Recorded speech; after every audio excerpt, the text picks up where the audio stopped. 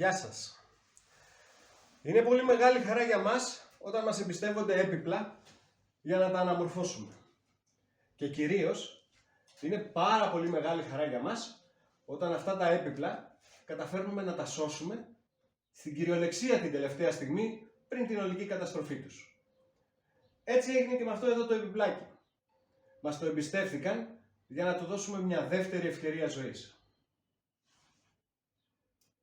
Χρειάζεται πάρα πολλή δουλειά και κυρίως ξυλουργικές εργασίες, οι οποίες όμως είναι η ειδικότητά μας.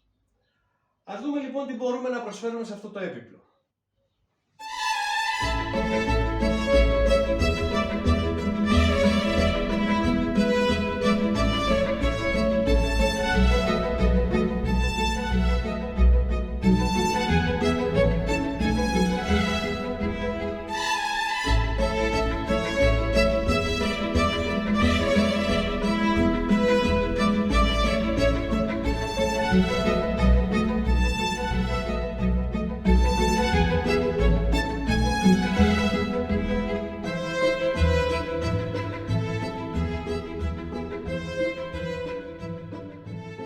Αν έχετε κι εσείς κάποιο επιπλάκι ή μεγαλύτερο ή μικρότερο που σκέφτεστε να του δώσετε μια δεύτερη ευκαιρία, σας προκαλούμε να μας εμπιστευτείτε.